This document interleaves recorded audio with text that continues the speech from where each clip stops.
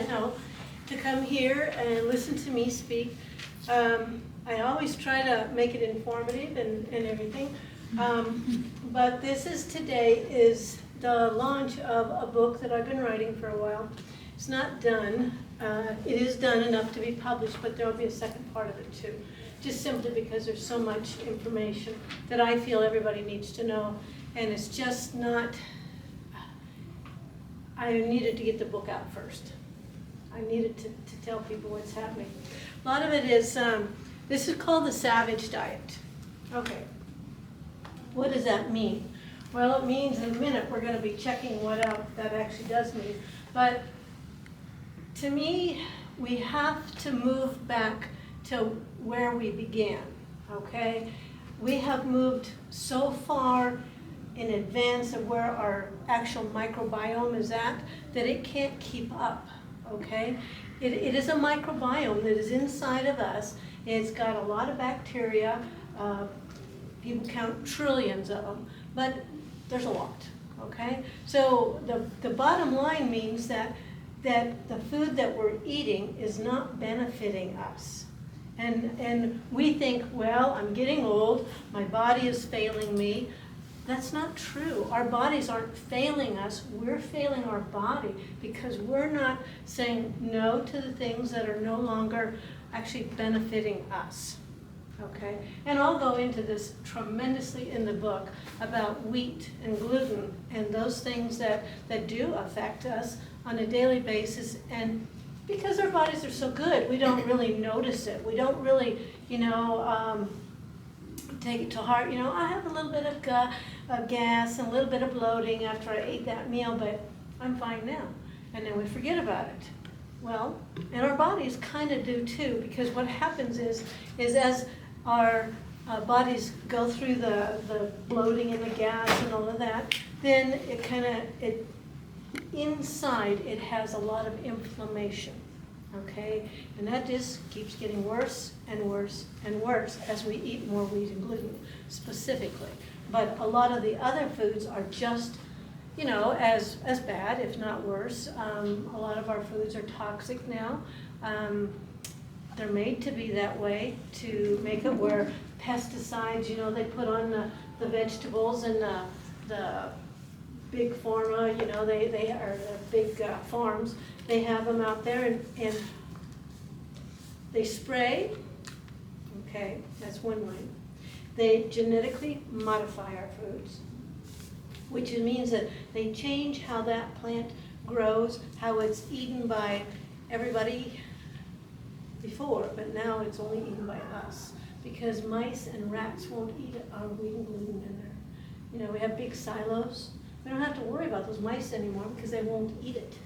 Used to be a big thing, as farmers they go, oh, we've got to watch out for the mice, and they had traps all over and everything, but not anymore because the mice go, oh, can't have that. So anyway, that's kind of a little look-see. I have to go through here because everyone tells me I have to talk about me. So, me. I began in 1973, which is a long time ago, I understand. But I became the youngest person in the state of Wyoming to be an emergency medical technician, and I did that. That started everything. And then I graduated high school and went into the Navy. And I was very lucky. I got stationed in a little tiny place in New Orleans where they wanted to do a different kind of trial. So they took two of us that came in. There's only 8 people in the clinic. And they took us and they trained us with a doctor for 1 full year. That's all I did was work with an orthopedic surgeon. And just did what he did. And so I learned a lot because 1 year I transferred to Guam where I started flying in helicopters because, well, that's what I'd always wanted to do. And so flying in helicopters, I didn't fly the helicopter. I flew in the helicopter and jumped out of them into the water to swim and rescue people. And, that's what I did. And because of the time frame, I was the first woman to do so. They didn't let women fly or anything like that. I've been to more colleges than I could ever imagine, but I went to Southwest College of Naturopathic Medicine after I retired from the military. And I was going to go to be a veterinarian, but it just wasn't exciting enough, I guess, for me. I needed to have more.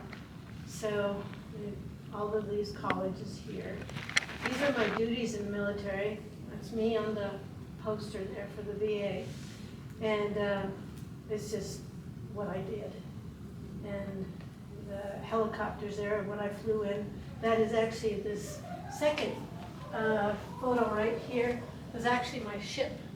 So I didn't fly in that helicopter, but I was on that ship. I was on 7 different ships around the world.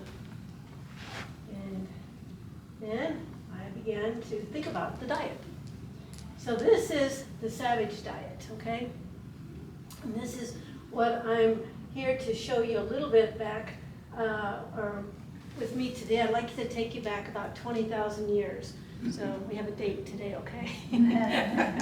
It's just, I want you to imagine, okay, now I know we're in downtown Prescott. We have everything we could ever hope or dream for, right? Cars and computers and phones and everything. But what if one day you just went out into the woods and you were by yourself, okay?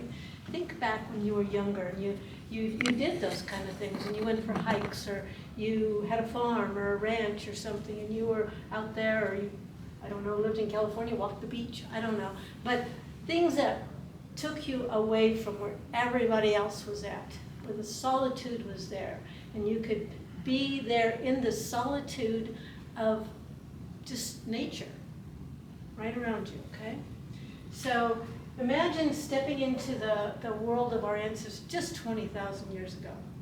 20,000 simply because that's far enough away from our current time frame and far enough away from the advent of when we were eating only what we could find and chase down and kill, okay?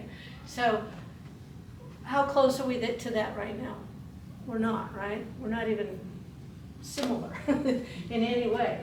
But they did really well then, okay? And they did really well because all of their movements that they did were actual movements that kept them sturdy, kept them where their bones were good. They had menopause just like we do. They had andropause, okay? They didn't have all the pills and all of those things to change things, but they had the same thing we did. They had the same exact microbiome that we do, but theirs was healthy and ours not. I know it sounds a little weird, but it's absolutely true. So physical fitness, it's a byproduct of their lifestyle. Okay, they had to bend down, they had to reach up, they had to go this way. Well, we do that too, but it's very minimal throughout the day, unless you actually attend some kind of a physical fitness class or something where they have you do that. And a lot of our physical fitness class have you sit in a chair to do this, which is good. Don't get me wrong. I want people to move. I want them to be doing every aspect of physical movement that they can within reason so you don't hurt yourself. But you got to take your mind out of being old, okay? And I hear that all the time. I constantly hear people tell me, I can't do that anymore, I'm too old. No, you're not. I always tell everybody, when you're 99 and wake up dead, then that's the end of it. But I don't want you to be sitting in a wheelchair, peeing in your pants, and drooling on your chin. That is not what life is to me anyway.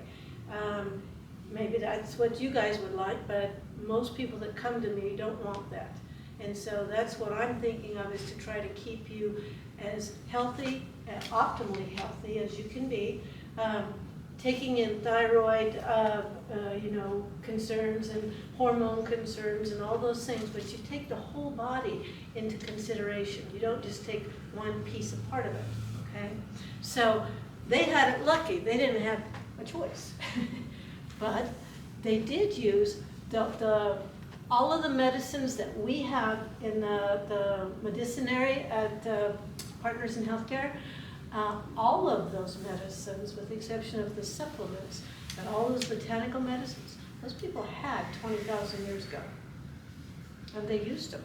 They used them everything from helping them sleep to making them feel really, really good to helping with pain, all kinds of things, because those are plant medicines, and that helped. So the people ate whatever they could find. So what did that do to their microbiome? Well, that helped their microbiome a lot because they had the diversity. So we don't have a diversity within our diet. I know, everybody says, well, I ate Italian the other night. That's good, but it's not exactly what I'm talking about. Okay, what I want you to think about is inside your gut. Okay, you're thinking about, okay, I gotta have diversity. She said diversity. It is not the meat that creates the diversity. It is the vegetables, some of the fruit that you have that creates the diversity. So I have all the time people say, I make a salad for lunch. I have that. I have kind of some kind of a smoothie, or I have some kind of gorp, or which is kind of like a combination of oats and stuff that they put together. And then I have a piece of fish, or I have a piece of meat for later on. There's no diversity within that. You have to think about, okay, I had a kale and salad today, and yesterday I had collards and cook those, and eat some raw, eat some cooked. You have to have that kind of diversity. Our ancestors did cook their food from about 800,000 years ago to 1.5 million years is what they're thinking now. They've had fire, so they cooked their food. And they didn't cook everything because some things like nuts they would put next to the fire where they would, warm up those nuts and they would eat those. Some things they left raw, like most of the vegetables that they had at the time were more tart, more strong tasting. And I will go into this in a minute, but our vegetables were different. Okay, not that they were completely different, but we have genetically modified a lot of our vegetables. So, ignite the fire within.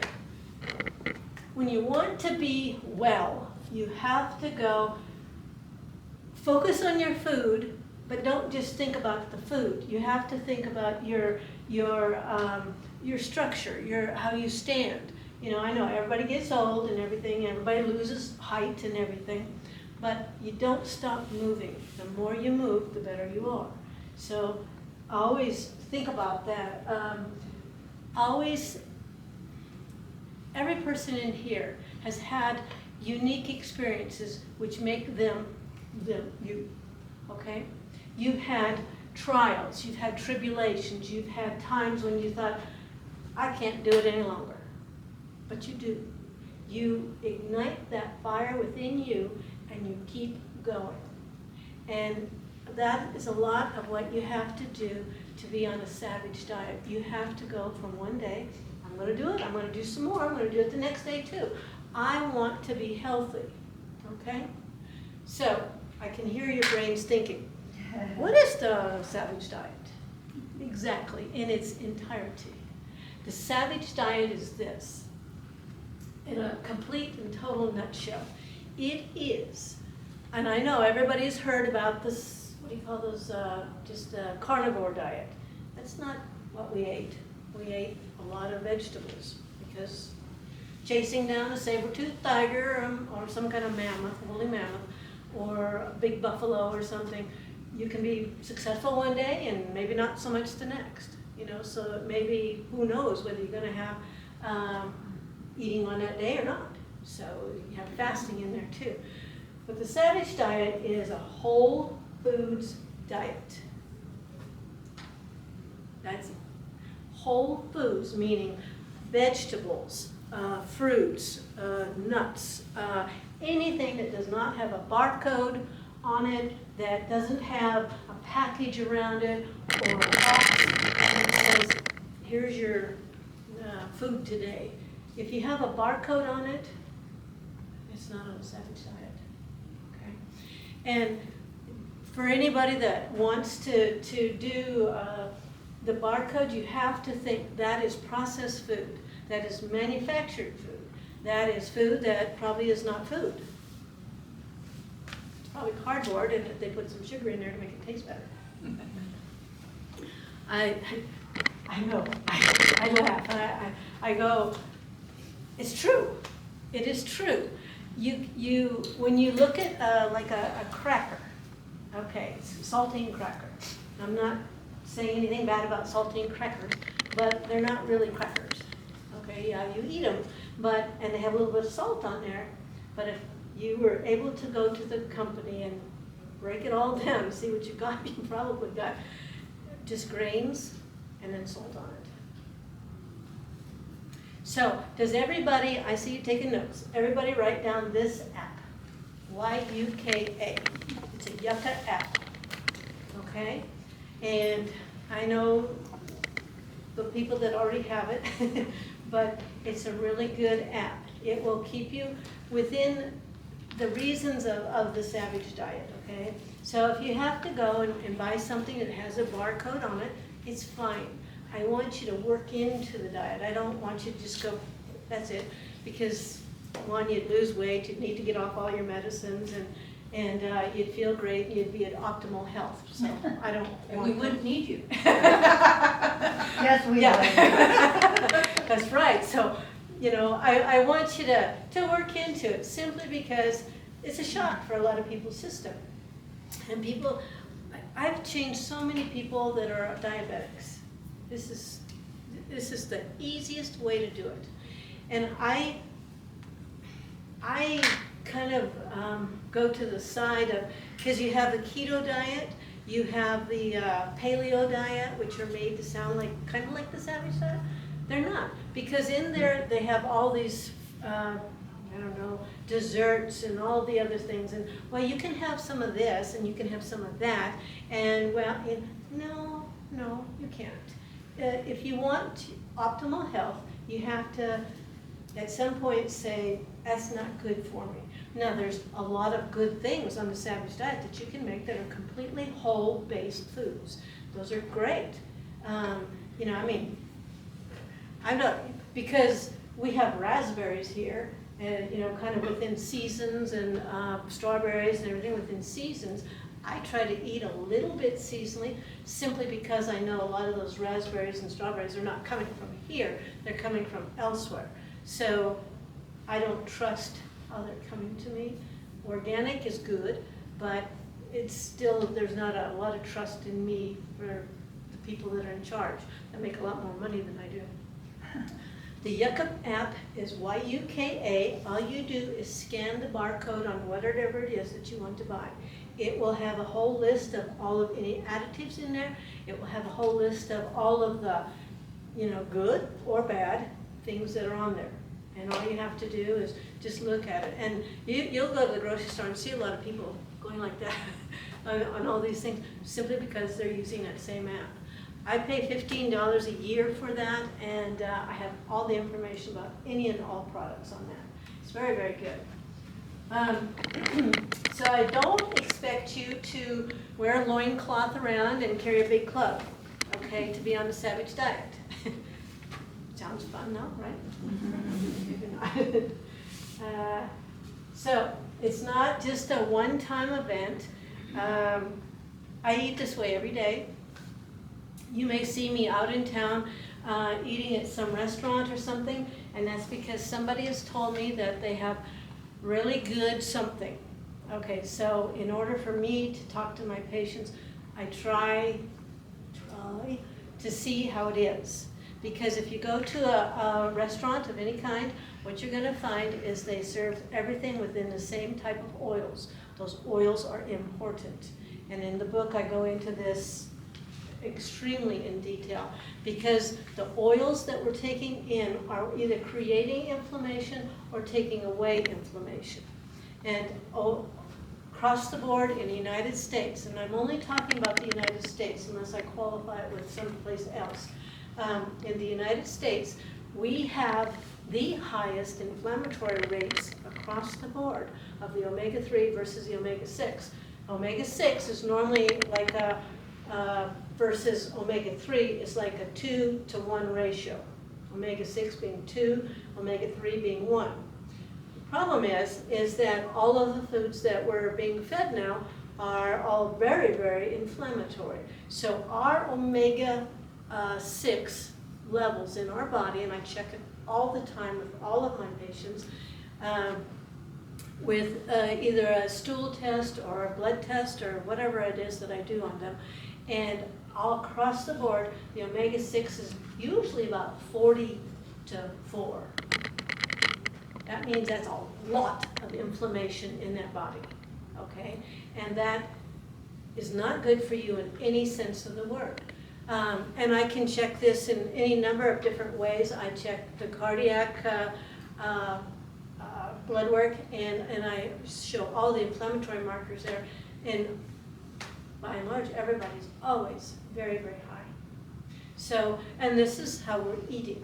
That's all it is. Well, I will say there is some things where we are exposed to so many toxins on a daily basis, just taking our car to go get gas, we're exposed to toxins. Walking down the street, which I don't urge anybody to do, cars passing by and their exhaust fumes. That's another thing that will create more inflammatory responses within the body. Okay?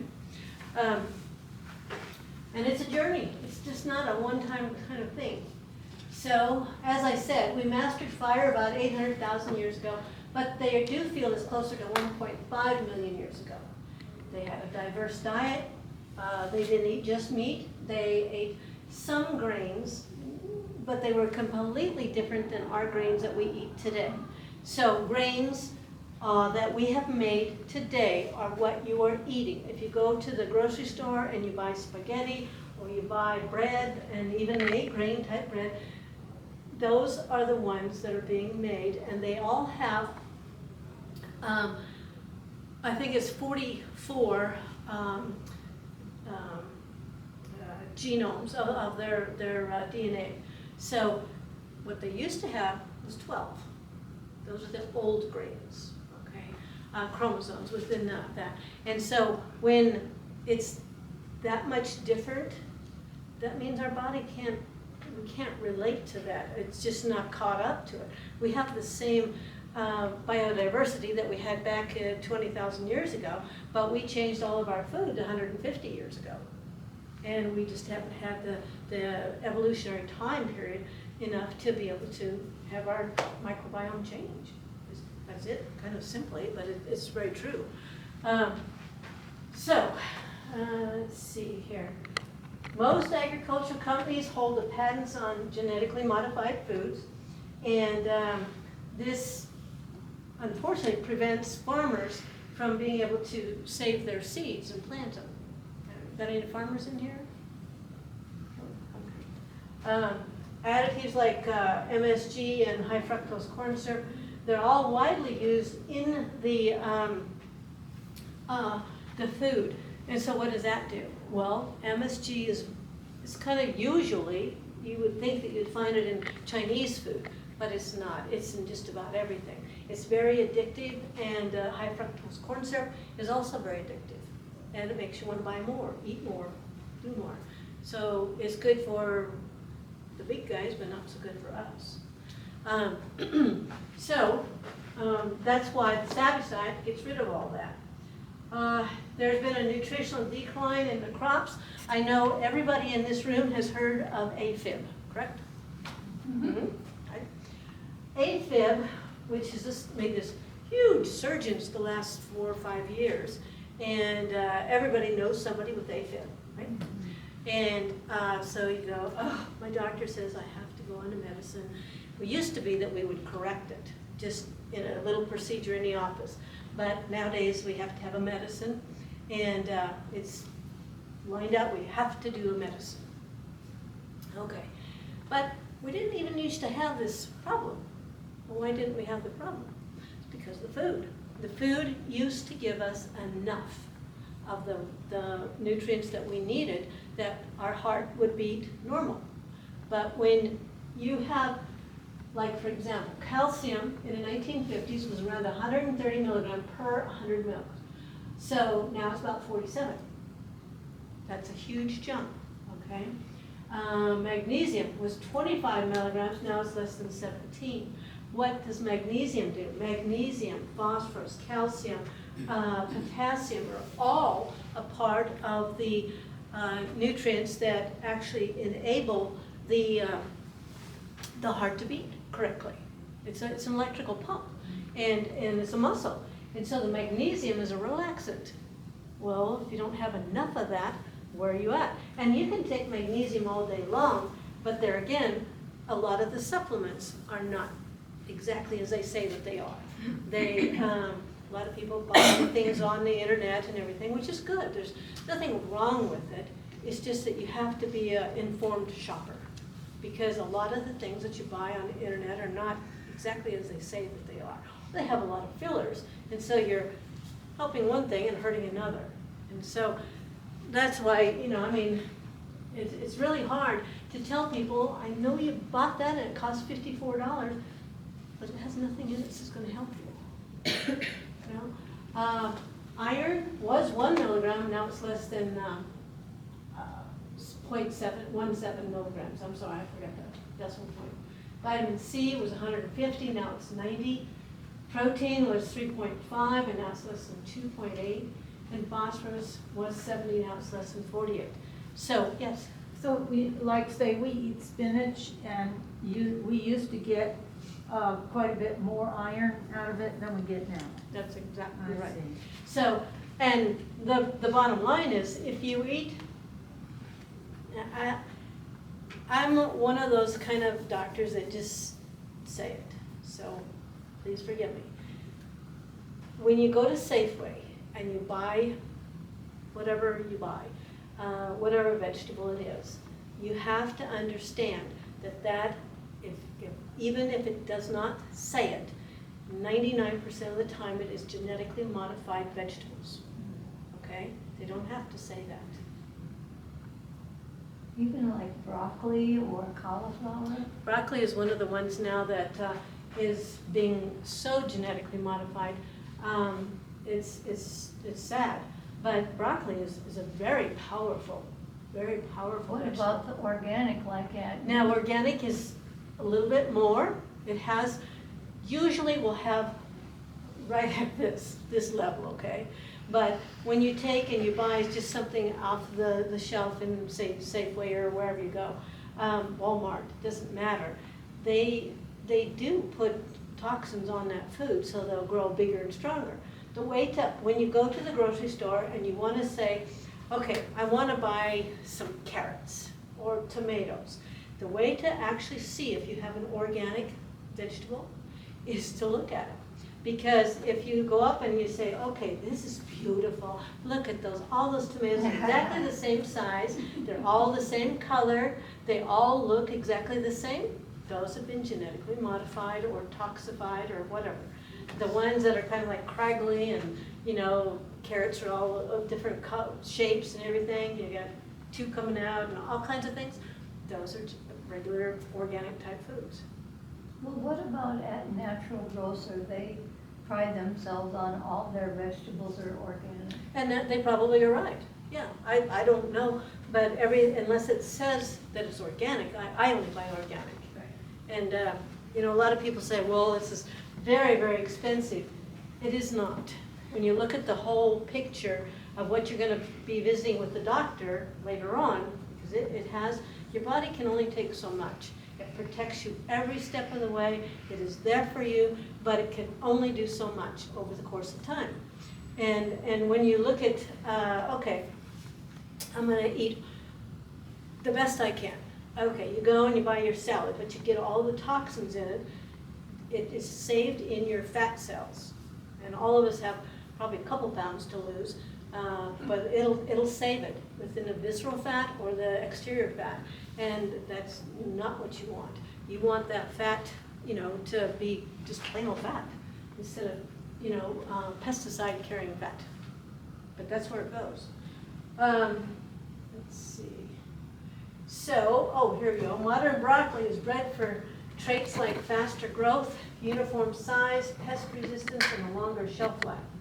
So when you transport, say, for example, broccoli, they also decreases the nutrients, and that's why I say it is a little bit better if you can buy from a local farmer's market or something of that. It's cold out here, so maybe, you know, when it gets snow's blowing and we don't have that farmer's market down there. I don't know how long the farmer's market goes here because I haven't been here the whole year yet. But, so, are they out here all year? Or? Yes. All year. Oh. But they don't always have Stuff. stuff they have in the summer, yeah, but in the winter, a lot less. Yeah. Well, Turnips. Okay. So you can use heirloom varieties. They do have a tendency to have a higher nutrient content because it hasn't been bred for industrial agriculture, which is good. And buy local and organic, and of course diversify your diet. So why does any of this matter? Well, it's just as I said on the AFib. Magnesium levels are crucial for maintaining a normal heart rhythm. That's an absolute. I've stopped more people. They come in with a Holter monitor. So my cardiologist said I have to have this Holter monitor on here because my heart's just beating really fast, and it does it all the time, or then it stops, and then it goes. Take some magnesium. Magnesium or potassium, either one. Both of them will help because your diet is low in it. And the doctor doesn't get paid for that kind of information. He gets paid to push a pill. Sorry. But there's like 8 or 9 different kinds of magnesium. Yes, there are. And so that's why it helps to have a naturopath in your pocket to be able to talk to them and find out exactly what kind it is that you need. Because a lot of people need help with their brain. A lot of people need help with their heart. A lot of people need help pooping. You know, and there's different types of magnesium for each one of those. So lower potassium content is essential for the heart muscle function, and it helps counteract the effects of sodium, which of course can raise the blood pressure. So antioxidant like vitamin C, selenium, polyphenols help reduce oxidative stress, which everybody has. I see that on all the cardiac tests that I do. Everybody's in oxidative stress. Heavy metals like cadmium and lead are found in depleted soils. When we have the agricultural people, you know, I remember when they did this, and then I was gone. But I know that this was back in the 70s or 80s when they said, the little farmers are going to go away.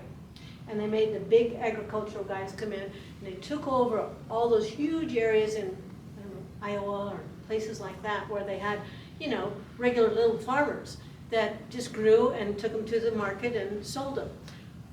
Then it went into only big, huge, absolutely gigantic farms. And so then they had to, you know, the old farmers used to rotate their crops. They would leave one field completely, you know, bare for whatever amount of time, a year or more, and then they would go to another area, and they would change crops and change the type of rotation that they had. But the big farmers don't do that. They just keep going, just keep doing it, and that depletes the soil. And then we've got all the other stuff. So diabetes and the savage diet. Well, what does a savage diet do? Well, I can honestly say, and this is absolute, if you start on the savage diet, the absolute biggest thing that you will notice is no matter what your medicines are, you will need to decrease them because the savage diet puts you back to normal, okay? And that's what a lot of people go, oh, I don't know, I've always taken this medicine, and I told me I'd have to take it my whole life. Thyroid is the only one, thyroid medicine is the only one that I would say that may be true, but I'm not going to absolutely say that, but probably. But cardiac medicines, diabetes medicines, all of those kind of medicines, over the course of time working with me, I would decrease your levels of the medicine, okay? Because a lot of people, they go, oh, I took my blood pressure, it's 120/80 for 3 days in a row, I've stopped my medicine. Don't do that. And the reason is because you can have a rebound effect, and we don't want that. We want you to be good, and so I walk you down, I titrate your medicines down, okay? So that you're safe, everybody's safe, and it's a good feeling to just feel like, I don't have to take medicine anymore. But you have to do it logically, number one, and two is you have to do it under the care of somebody, whether it be me or somebody else, because I don't want you to have any issues. But I will say the diabetes is a big one. That is one where I can get your sugars to be normal within 2 weeks. It is. It's not a bad thing. But it's just because you take out all of the stuff that's causing it. That's basically it. When you have diabetes, okay, normally people go on the medicine that the doctor gives them, okay? And then the doctor says, well, your sugars look pretty good. They're only at 13 this time, being like a hemoglobin A1C. And I'm being facetious because that's not good. You want your sugars to be somewhere like 5.4 or something like that, which is exactly where it is healthy, okay? To take a medicine so your sugars go down, to me is like counterintuitive. You want your body to be adjusted to what you're eating so it goes down, okay? So if you're eating good quality foods, it will go down. Oh, I feel like I'm going to get, who's going to report me to the FDA? Nobody. It's not a difficult thing. It's just you need to be guided by somebody, some kind of healthcare provider, preferably a doctor or a nurse, practitioner or something, so that you don't, because there's other things that can happen, but normally if you do it just with good quality foods, you will see everything works out just fine. What have we all done for 2.5 to 3 million years since we've been on this planet? What has every single person done? If they got to 60 or 70, they did one thing every day. Breathe. Breathe. We breathed, that's absolutely correct, we did that. We pooped, and we ate. Why does our medical system go, totally bash that away? We ate. Eating is one of the most important things that we can do for our bodies. So why do we push that thought away? Medical people have to take in and go, there is something about food. If we use it as a medicine, which Hippocrates did say, he said, let food be your medicine, right? And let medicine be your food. Okay, we have to think about what we have done. What has kept us healthy all these years. And I have said, and I will stand by this, we have had a better microbiome back in the olden days, beyond 200 years ago, beyond 10,000 years ago. We were very good and healthy. Yes, we did run into the occasional saber-toothed tiger that would maul us and kill us and eat us. But that was what happened. So we didn't always live to be old age because of that. But what did you say? I said we were a very healthy meal, eating so good. That saber-tooth tiger got quality meat. Well, that's right. they did okay, but so I don't want you to think that I'm trying to sell you a big bag of something. I want you to understand your food is extraordinarily important to you. And you should take, I go into the grocery store and I take time. Sometimes I don't, but normally I take, how is this going to benefit me?